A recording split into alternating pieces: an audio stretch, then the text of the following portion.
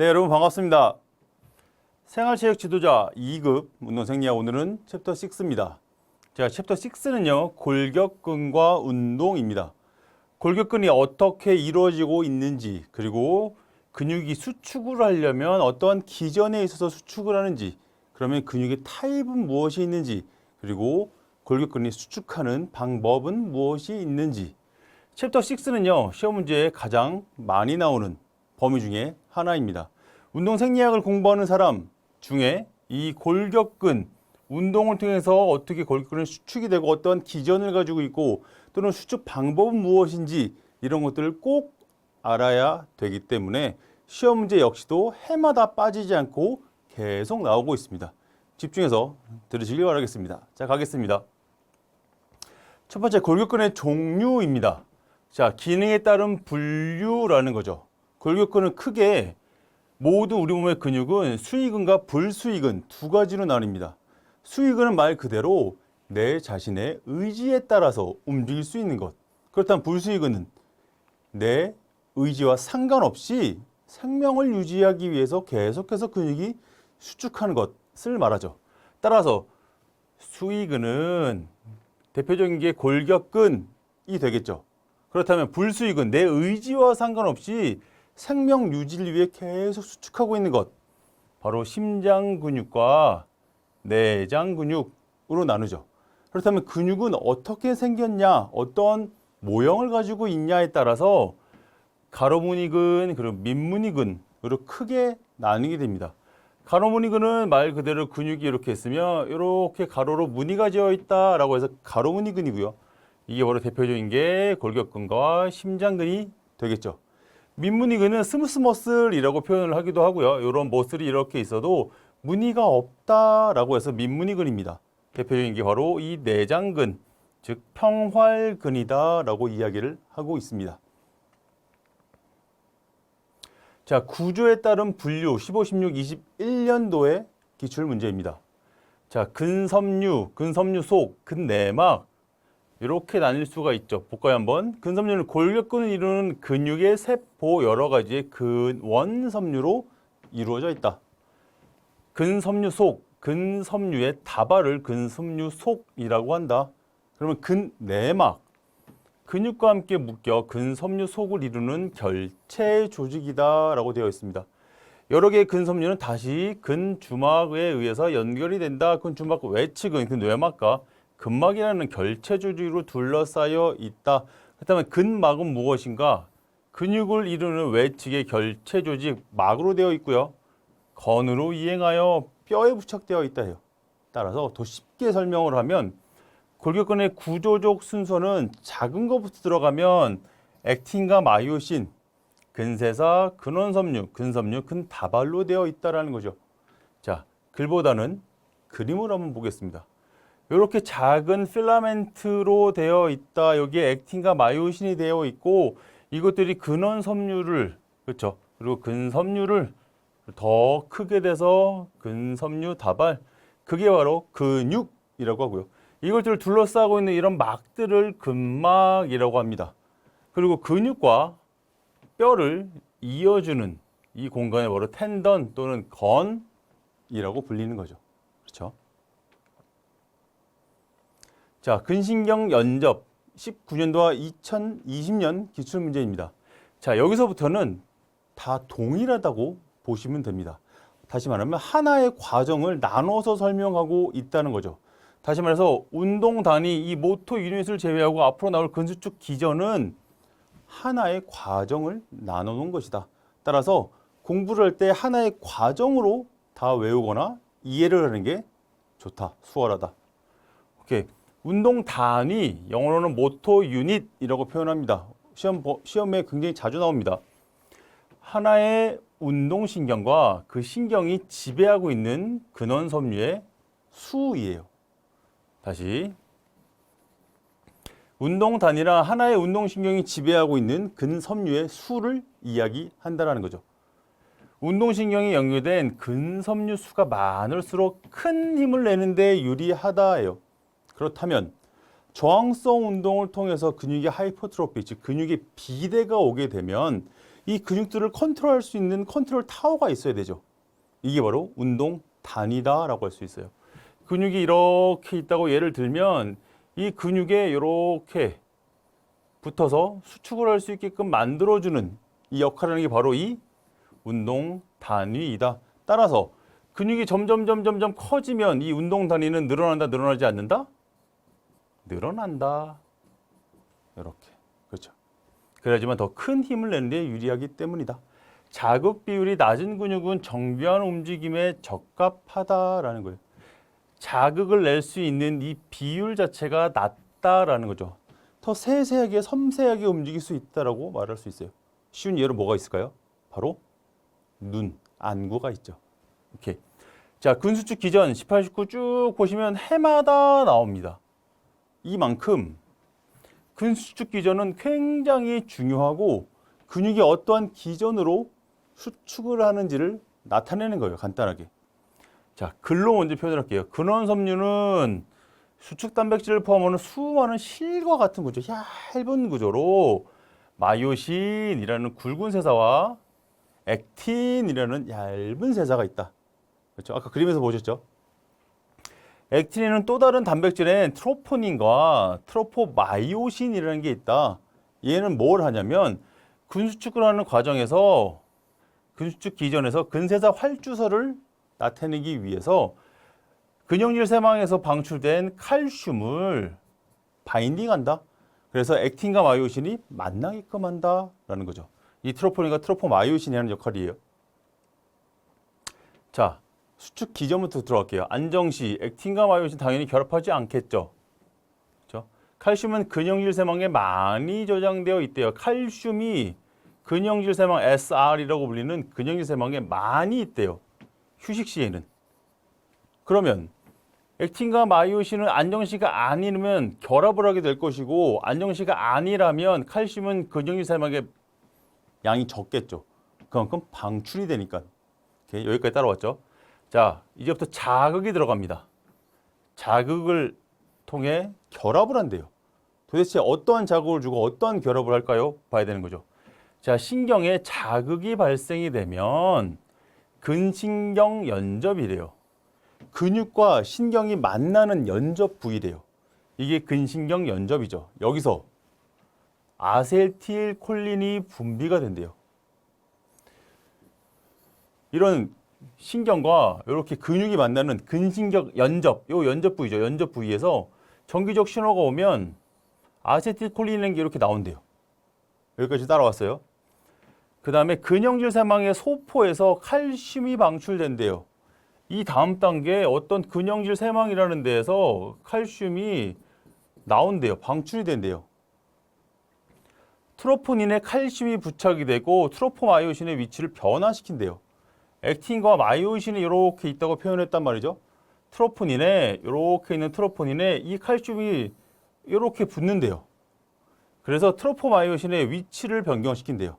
트로포닌은 이렇게 있는 거고 여기 칼슘이 붙으면 트로포마이오신은 요거예요. 이렇게. 얘를 어떻게 이동시킨대요. 그랬더니 액틴하고 마이오신이 결합을 한대요. 그렇다면 이 트로포닌에 칼슘이 부착이 됐다. 그래서 트로포닌의 위치를 변화시켜서 액틴과 마이오신이 결합을 했다. 그렇다면 이 트로포마이오신은 마이오신이 있는 거죠. 마이오신 필라멘트에 트로포닌에 붙어서 이렇게 되어 있는데 트로포닌에 붙어서 이 바인딩 사이트, 여기에 액틴과 만나야 되는 지역을 트로포마이오신이 막고 있는 거예요. 이렇게 가리고 있다는 거죠. 이렇게 가리고 있는데 트로포닌이 딱 칼슘이 붙으면서 이 트로포닌이 오케이, 트로포마이오신 비켜줘, 자리. 액틴하고 붙게 만들자 우리. 그래서 위치를 탁 바꾼대요. 그래서 연접할 수 있는 부위가 탁 노출이 됐어요. 그래서 액틴과 마이오신이 결합한대요. 오케이. 수축 단계 ATP가 ATP아제에 의해서 분해가 되면서 에너지를 발생한다. 이 전에 말씀드렸어요. 아데노신, 트리포스페이트, 얘는 3개예요. 아제에 의해서 이가 분해가 된대요. 그래서 A, 디스포스페이트 2개. 하고 하나로 분해가 되죠. 이렇게 분해가 된대요. 그러면서 뭐가 나타나? 에너지를 발생을 시킨대요. 에너지에 의한 십자형 각유의 회전이 일어난다. 액틴과 마이오신 쪽으로 미끄러져 가면서 근육축이 단축이 된다. 액틴과 마이오신이 이렇게 있다고 칩시다. 액틴과 마이오신이 바인딩이 돼서 얘가 이렇게 바인딩해서 이렇게 해서 근육이 짧아진다. 손으로 표현하자면 액틴과 마이오신이 이렇게 있다가 이렇게 들어가는 거예요. 이렇게. 이게 바로 근세사 활주설이다. 오케이. 이것이 끝나면 다음에 재충전, 그렇죠? ATP 재합성이 된다. 얘가 다시 얘를 만나서 이렇게 된다. 오케이. 액토마이오신이 액틴과 마이오신으로 분해한다. 액틴과 마이오신의 재순환이 일어난다라는 거죠. 얘네가 바인딩했던 얘네가 다시 이렇게 떨어져 나간다예요. 자, 복잡할 수 있어요. 그러나 더 쉽게 갑니다. 그림 굉장히 복잡하다고 생각하지만 아주 심플하게 갈게요. 여기가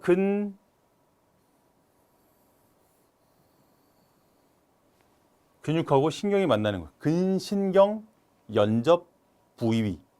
그래서 근신경 연접부. 전기적 신호가 틱 오게 되면 이 베시클 안에 있는 베시클 안에 신호를 보내서 얘네가 빵 터져요. 그래서 아세틸콜린 이런 점점점점점 구슬알 같은 아세틸콜린이 탁 분비가 된대요. 그래서 얘네가 이렇게 아세틸콜린 수용체에 이렇게 딱 붙게 되는 거죠.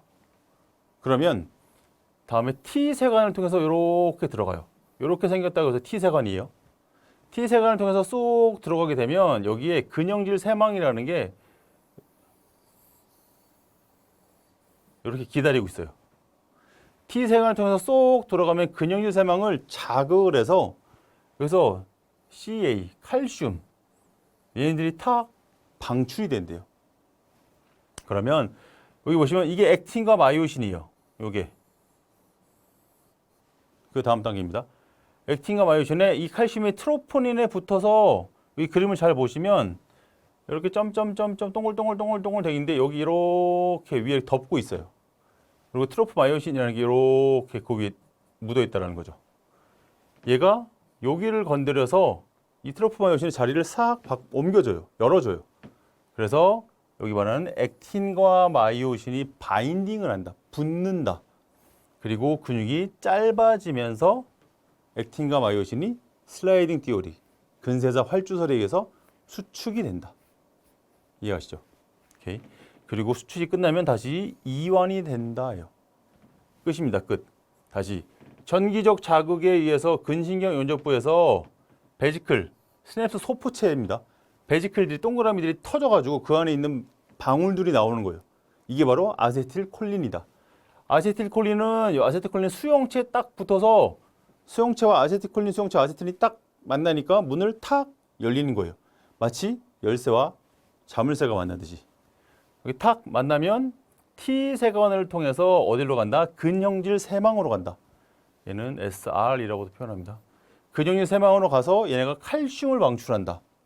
칼슘을 방출하면 트로포마이오신이 붙게 되고 트로포마이오신이 트로포닌을 트로포닌에 붙고 트로포마이오신을 이렇게 오픈한다. 바인딩 자리를, 바인딩 사이트를 오픈한다. 그래서 액틴과 마이오신이 이렇게 만나게 된다. 탁 이렇게 만나게 된다. 그래서 탁 만나서 이렇게 당긴다요. 이렇게 당긴다. 이렇게 당기면서 탕 떨어져 나가죠. 이때 에너지가 발생되는데 이때 ATP가 탕 밀면서 ATP 플러스 P I가 된다. 이렇게 해서 뭐가 발생된다? 근육이 수축하면서 에너지가 발생된다. 이완기에는 다시 돌아오는. 자, 축삭돌기에서 말단에 있는 자루 모양의 소포에서 얘예요. 자루 모양의 소포에서 동그라미 모양의 소포에서 아세틸콜린을 분비를 하고요. 아세틸콜린은 스냅스 간격, 요 간격을 넘어서 확산이 되고 근막에 위치한 특별한 아세틸콜린 수용체와 결합을 한다요. 아세틸콜린이 방출이 됐으니 얘를 잡아줄 수 있는 수용체가 있어야지만 탁 붙는 거죠. 근육이 활동 전에는 근절에 AI 접합부에 위치한 T세관을 탈분국시킨다. 중요한 점은 T세관을 탈분국시킨다. T세관의 탈분국은 근형질 세왕에서 칼슘을 방출한다. 정리가 되죠?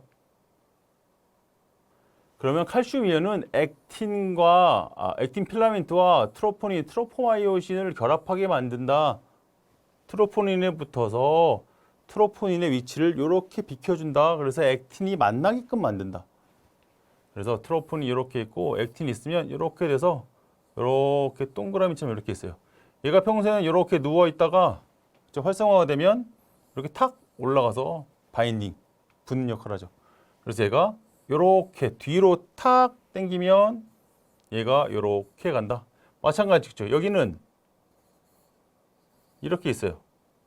그래서 얘가 이렇게 간다. 그래서 얘가 좁혀진다. 그렇죠? 미끄러지듯이 싹 들어간다. 근숙주 시 액틴은 마이오신 ATP 분해 요소와 결합해서 ATP를 분해시킨다요. 세 개를 두 개로 분해시킨다. 하나가 떨어져 나오면서 세 개가 두 개로 떨어져 나가면서 여기에 에너지가 발생이 된다. 에너지를 방출한다. 방출된 에너지로부터 발생한 장력은 액틴과 마이오신의 십자형 가교로 움직임을 일으킨다.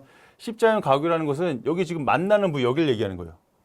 다시 크게 그리면 마이오신과 액틴 헤드가 이렇게 있고 마이오신에 탁 가서 붙었어요. 그래서 이렇게 탁 가는데 여기가 십자 모양을 이루고 있다. 그래서 십자형 가교예요. 그래서 이 십자형 가교에서 이렇게 떨어져 나가면서 탕 튕겨져 나온다. 밀어준다. 당겨준다.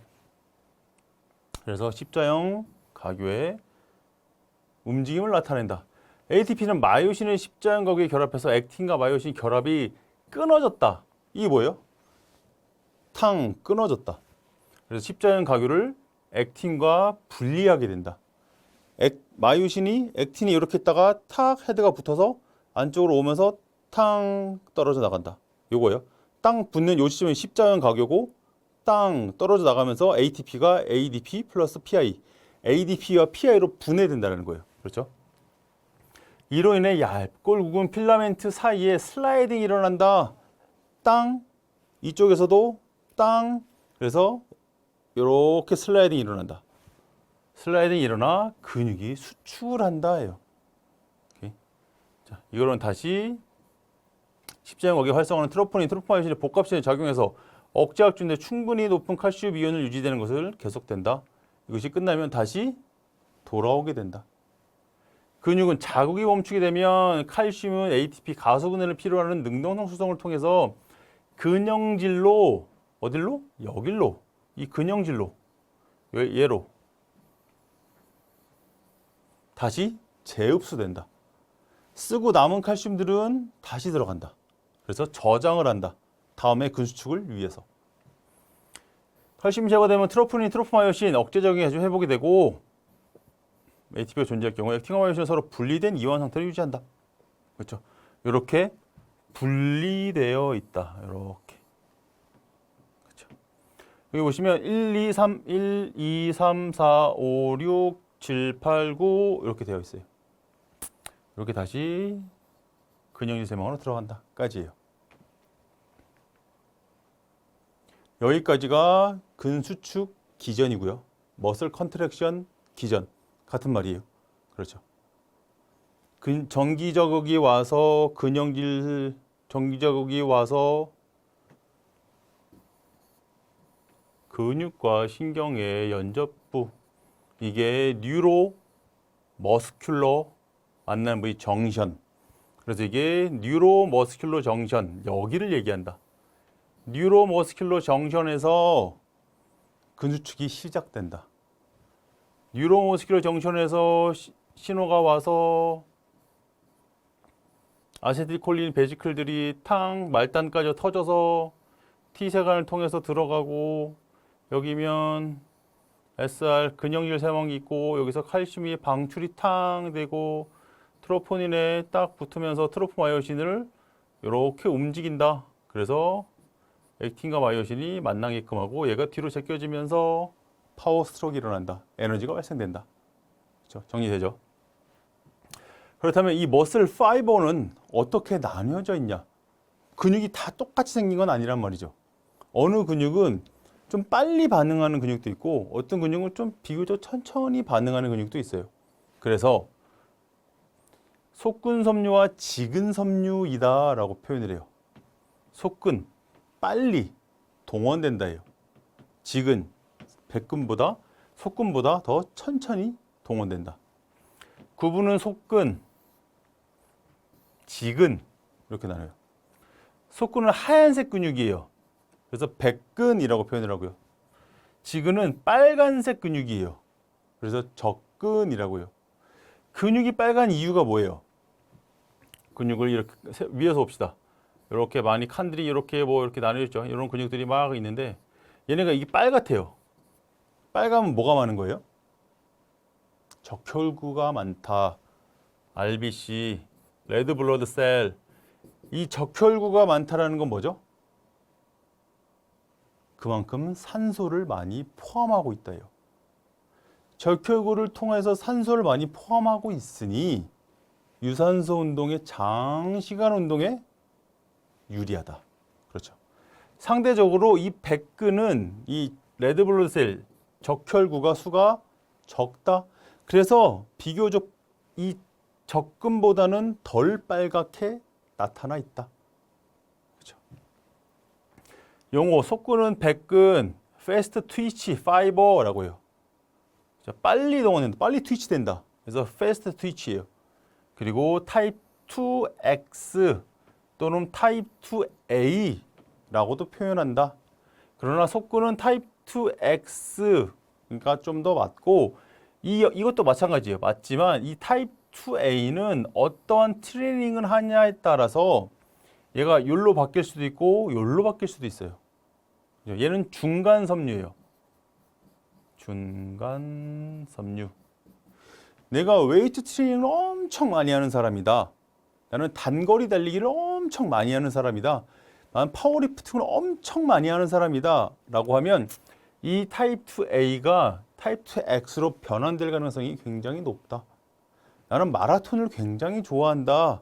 근지구력 운동을 하는 걸 굉장히 좋아한다. 이걸 많이 오랫동안 했다라고 하면 타입 2A가 타입 1으로 갈 확률이 높다.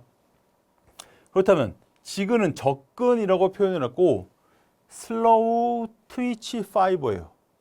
비교적 패스트 트위치 파이버보다 늦게 동원이 된다. 늦게 움직인다라는 거죠. 그러나 장단점이 다 있죠. 그렇다면 빨리 동원된다. 그래서 순발력 운동의 특성을 갖는다. 지근, 그렇다면 지근은 지구성 운동의 특성을 갖는다예요. 그렇죠. 나뉘게 되죠. 그렇게. 모세혈관의 밀도이 마이오글로빈의 함유량이 낮다. 마이오글로빈이라고 하는 것은 이 레드블러드 셀을 가지고 있다는 거죠. 얘네 함유량이 낮다. 그럼 얘는 높겠죠. 모세혈관의 밀도가 많다. 혈관의 밀도가 빽빽하게 있다는 거는 그만큼 혈액이 잘 가게끔 만들어져 있다라는 거고 혈액이 잘 간다는 것은 그만큼 이 적혈구가 많을 가능성이 높다. 산소를 많이 가지고 있다라고 표현할 수 있겠죠. 그래서 밀도가 높다. 마이오글로빈 함유량이 높다. 그렇죠. 나머지 특성을 볼까요? 힘 발생이나 수축, 이완 시간이 빠르다요. 패스트 트위치 파이버이기 때문에. ATP, PC, 근글리코겐의 저장량이 높다. 해당 장의 효소가 잘 발달되어 있다. 해당 장의 능력이 높다예요. 무산소성 능력이 높다라는 거죠. 그렇죠. 이거 기억나시죠? ATP, PC 시스템, 무산소 시스템, 유산소 시스템 기억나시죠? 자, 지근은 에너지의 효율이나 피로에 대한 저항이 강하대요. 왜냐? 피로에 대한 저항이 강하다는 것은 산소를 그만큼 많이 이용할 수 있으니까. 마이토콘드리아의 수가 많다. 미토콘드리아 안에서 근수축 기전에 의해서 이 에너지들이 아세틸 코어로 가서 전자연결계와 크랩 사이클 지내서 ATP를 발생할 수 있으니까. 그럼 미토콘드리아가 많은 게 좋을까요? 적은 게 좋을까요? 장거리 운동을 할 때 당연히 많은 게 좋겠죠. 산화 요소가 발달돼 있다. 마이토콘드리아의 산화 능력이 높다. 같은 말이에요. 그만큼 미토콘드리아 안에서 산소를 쓸 수 있는 능력들이 많아진다. 그렇다면 이 유산소 운동, 지근을 많이 쓴다면 이렇게 많아진다라는데, 그렇다면 마이토콘드리아 수가 많아진다. 트레이닝 효과다. 트레이닝 이펙이다. 유산소 트레이닝. 그렇죠. 오케이. 잘 정리하셔야 됩니다. 머릿속에. 똑같은 말을 표로 정리해놨습니다. 앞에 좀 헷갈릴까 봐. 속근, 백근이라고 하고 지근은 적근이라고요. 하얀색 근육, 빨간색 근육. 타입 2X가 속근에 들어가 있고요. 속근 역시 타입 2A도 속근에 들어가 있습니다. 그러나 여기는 중간, 이렇게 중간, 이렇게 중간 파이버예요. 그리고 타입 1. 미토콘드리아스는 속근수, 백근 섬유는 적죠. 얘가 ATP를 만들어내긴 하는데 이 안에 뭐가 또 있다? 산소를 만들어낸다. 이거 O2. 산소를 만들어내기 때문에. 타입 2A는 비교적 중간, 많거나 중간이다. 그리고 타입 1은 지근 섬유이기 때문에 많다. 피로도는 낮다. 피로도가 낮다라는 게 뭐예요? 빨리 피곤해진다. 100m 달리기 같은 단거리 순간적인 스피드를 써야 할 때 이 백근들이 동원이 되는데 이 100m를 뛰는 속도로 1000m를 뛸 수 있나요? 없다라는 거예요. 피로도가 낮기 때문에. 그렇다면 오래 뛰는 거는 피로도가 높은 지근 섬유가 많아야 되겠죠. 더 쓰이겠죠. 에너지 체계는 무산소다, 유무산소다, 유산소 시스템이다. 방금 위에 그린 시스템, 에너지 시스템 기억나시죠? ATP 아제 활동은 가장 높다. ATP 아제 활동이 뭐예요? 얘가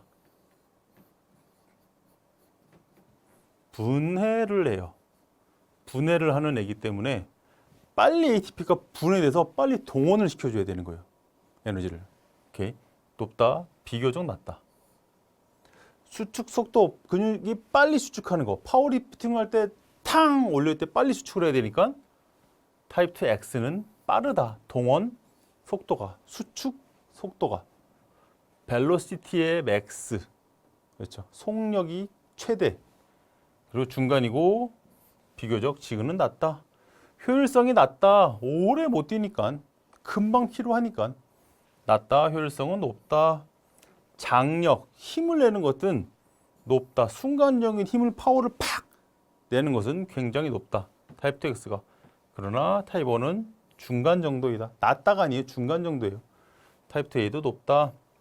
스포츠의 적용은 어쨌든 100m 달리기, 50m 달리기. 그렇죠? 100m 달리기라고 합시다. 50m 달리기는 없으니까 종목이. 타입 2X는 100m에 적합한 근육이다. 타입 2A는 1500m 이상, 마라톤까지도 굉장히 필요한 근육이다. 자, 근육의 특성, 타입 2X, 타입 2A, 타입 1. 그렇죠? 타입 2A는 중간 섬유이다. 그렇죠? 빠른, 비교적 느린. 오케이. 단거리, 장거리. 피로에 약하다, 강하다. 그렇죠? 이렇게. 자, 근육이 수축하는데 종류가 있대요. 근육? 이렇게 수축하면 다 똑같은 거 아닌가요? 라는 거죠. 다르다라는 겁니다. 15, 18 쭉 계속 나오는 문제예요. 그렇죠?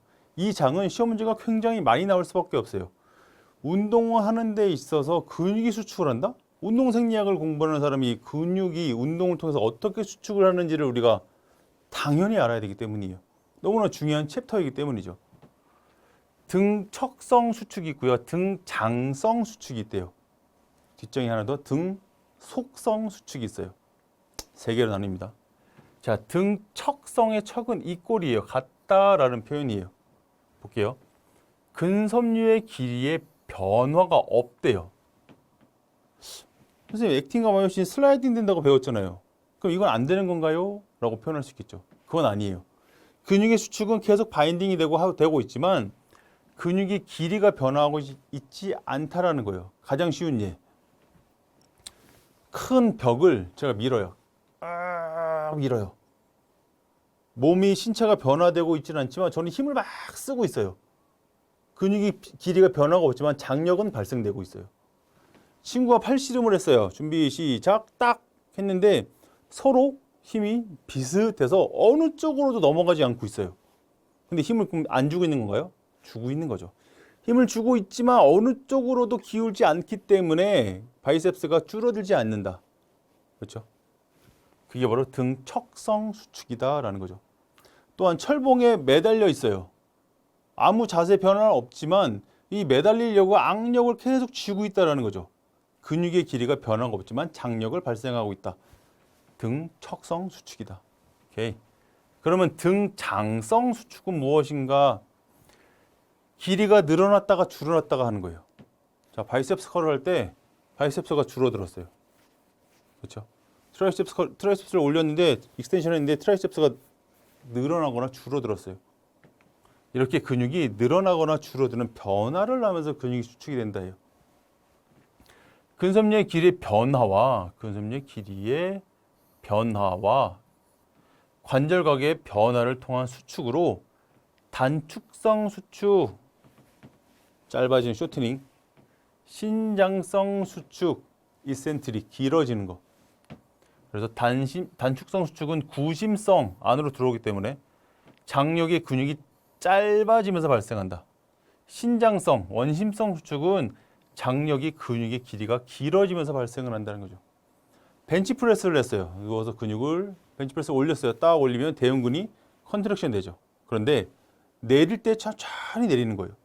천천히 장력이 발생되지만 근육은 대흉근은 점점 다시 상태로 길어지면서 장력을 발생하는 거죠. 그래서 단축성 수축, 신장성 수축이 있다. 이게 바로 등장성 수축이다. 근육의 길이가 변화하면서 장력을 발생한다. 이거는 근육의 길이가 변화가 없이 장력을 발생한다. 예를 들면 벽 밀기. 그렇죠? 이것들의 수축 속도는 서로 다르다. 이 다음에 등 속성을 얘기하겠습니다. 자, 단축성 수축의 발휘 근력은 관절의 각 속도와 반비례한다. 즉 고속의 근수축은 빠른 속도의 근수축은 근력이 작고 큰 근력을 발휘할 때는 저속이 된다예요. 무거운 무게를 들 때 바이셉스 컬은 무거운 무게를 들 때 이렇게 드는 거랑 빈 바만 탁 올리는 거랑 이 얘기를 하는 겁니다. 지금 고속의 빠른 속도의 근육의 수축은 근력이 작다. 빈 발을 빠르게 들 수 있다. 그러나 큰 수축의 운동은 바벨을 많이 껴서 이렇게 올릴 때는 비교적 저속이 된다. 그 이유는 고속 운동에서는 액틴과 필라멘트에 연결된 십자인 거기 수가 감소하기 때문이다 라는 거죠. 그만큼 근력을 쓰지 않아도 되니까. 액틴과 마요신이 많이 바인딩이 돼서 머슬 컨트랙션이 될 이유가 굳이 없다. 그렇죠. 신장성 수축은 근육이 늘어나면서 길어지면서 장력이 발생하는 것이다. 신장성 수축은 운동 속도가 상승하면서 발휘되는 근력도 증가되고 이때 발휘되는 근력은 단축성 근수축의 근력에 더 많아진다요. 이게 이센트릭 컨트랙션이죠. 근육이 길어지면서 장력을 발생하는 것. 이 근력의 장력은 단축성 수축보다 더 크다예요. 근데 한 가지 단점이 있어요. 상해를 입을 확률이 높다. 자, 신장성 트레이닝에 있어서 충분한 부하가 되려면 매우 큰 저항이 필요하고 단축성 수축의 트레이닝에 비해서는 비교적 작은 저항이 바람직하다는 것을 의미한다라는 거죠. 비교적 작은 양의 저항. 그렇죠. 신장성 트레이닝에서는. 다음에 등 속성이에요. 등척성, 등장성, 그다음 등 속성. 등 속성은 근에서 발생되는 근육에서 장력이 발생할 때 관절의 각이 동일한 속도로 수축을 하는 거예요. 운동 부하 검사를 하는 운동 실험실에 가면 트레이드밀 뛸 때 마스크 끼고 이렇게 트레이드밀 뛰어요. 그런 실험실에 보통 사이벡스라고 하는 등속성 기계가 있습니다. 자, 제가 그림을 잘 못 그리지만 이렇게 의자에 앉아서 다리가 이렇게 있어요. 이렇게 의자에 앉았어요. 사람이. 그러면 기계가 이렇게 발목을 묶어서 고정을 시켜서 이렇게 고정을 시켜서 얘가 다리를 익스텐션 시키는 쿼드리셉스를 익스텐션 시킬 때 이 수축시킬 수 있는 여기서 움직일 수 있는 이 속도를 어떠한 기계가 발목에서 제어하고 있는 거예요. 이렇게 올릴 때 여기에 제어 장치가 달려서 이렇게 빨리도 못 올리게 만드는 거죠. 그래서 등 속성 수축은 레버토리 실험실 상황에서 주로 이루어진다. 또 하나 장비가 있어야 된다. 장비가 있어야 된다. 다시 등 속성 수축은 관절 가동 범위 안에 동일하게 근육이 수축되는 거예요. 동일한 속도로. 그렇다면 장점은 무엇일까요? 재활 훈련하는데 굉장히 좋다. 근육의 손상이나 인대의 손상에 있어서 수술을 한 경우 이 수술한 경우 뒤에 자가 체중부터 운동을 조금 소도고부터 점점 늘려가야 되는데 예전처럼 소도고부터 점점 할 때 더 이상 상해를 입지 않기 위해서 관절의 가동 범위를 동일하게 수축을 시킬 수 있는 기계로 장치로 재활 운동을 할 수 있다. 그렇다면 모든 관절 가동 범위 안에서 근육이 동일한 속도로 수축을 하기 때문에 모든 근육들이 컨트랙션 되고 더 많이 수축할 수 있다. 그렇죠. 장점이 있죠. 전 범위에서. 오케이. 근력을 증가시키는 생리적 기전 23년 기출문제입니다. 신경적인 요인이 첫 번째예요. 그리고 근육의 크기가 실질적으로 증가하는 것이 두 번째고요. 웨이트 트레이닝을 처음 하게 되면 한 4주에서 6주 정도가 되면 이 신경 요인이 급상승을 해요. 표가 이렇게 쓰면 이 신경적 요인이 이렇게 상승을 하게 돼요. 그리고 근력은 그 뒤를 따라오죠. 그 뒤로 따라옵니다. 이런 식으로. 이렇게 뒤에 따라오는 거예요. 다시 말해서 이 트레이닝을 통해서 운동을, 저항성 운동, 웨이트 트레이닝을 하게 되면 첫 번째 발달되는 것은 바로 신경적인 요인이에요. 보세요. 훈련 초기에, 저항성 운동의 초기에 근력이 증가하는 것은 많은 무게를 들 수 있는 것은 근육의 크기가 증대서가 아니고 근비대가 아니고 머슬 하이퍼트로피가 아니고 신경의 적응 현상 때문이다요. 근력 훈련에서 신경의 적응 현상은 운동 단위의 동시 발화성이 향상이 된다. 운동 단위에서 운동 단위 뭐죠? 모토 유닛. 하나의 근신경이 지배하고 있는 근섬유의 수. 신경이 근섬유를 지배하고 있는 이때 동시에 빵 하고 발화성이 향상되기 때문이에요. 동원 능력 같은 말이죠. 발화성 동원 능력이 향상되기 때문에. 그렇다면 근력이 증대 또는 근육이 커지려면 근비대가 하이퍼트로피가 일어나려면 이 다음 더 주기적으로 운동을 해야 돼요. 최소 8주 이상은 해야지 근육이 커진다. 머슬이 하이퍼트로피가 온다. 많은 실험들을 통해서 밝혀진 근거 중에 하나가 8주 정도면 근육이 커지는데 대신 일주일에 5번, 4번에서 5번 정도 1시간 정도 근력 운동을 하면 8주만 해도 근육의 크기는 커진다라고 보고되고 있어요. 그런데 일주일에 5번씩 8주간 운동하기는 굉장히 힘들어요. 시간상, 여건상. 그렇다면 주 3회씩 1시간씩 운동을 한다면 얼마가 지나야지 근육이 커질까요? 12주라고 이야기하고 있어요. 적어도 3달 정도는 주 3회 1시간씩 저항성 운동을 해야지 근육이 커진다라고 보고하고 있다는 거죠. 근력 훈련은 타입 1과 타입 2의 근섬유 형태의 크기를 증대시킨다. 타입 1보다 타입 2의 섬유 형태에서 더 많은 변화가 일어난다. 타입 1 뭐였어요? 지근이었어요? 속근이었어요? 지근. 그렇죠? 얘보다 속근이 더 많은 변화가 일어난다. 근비대와 근육이 커지거나 머슬 파이버의 증식이 일어나기도 한다. 이것들이 근력을 증가시키는 생리적 기전이다. 이번 장은 말하고 있는 바가 굉장히 많습니다. 그만큼 중요하다라는 거예요. 따로 분리해서 정리를 하기보다는 머슬의 파이버 타입은 어떻게 있는지, 수익근과 불수익근은 무엇인지부터 시작을 해서 타입, 그리고 근육이 수축하는 데 어떤 기준으로 한 번에 수축을 하는지, 그리고 수축을 한다면 수축은 등속성, 등척성, 등장성으로 나뉘게 된다는 것. 이게 가장 중요한 포인트고 시험 문제에 가장 많이 나올 포인트니 머릿속에 꼭 정리를 잘 해놓으셔야 됩니다. 자, 이번 장도 수고 많으셨습니다. 감사합니다.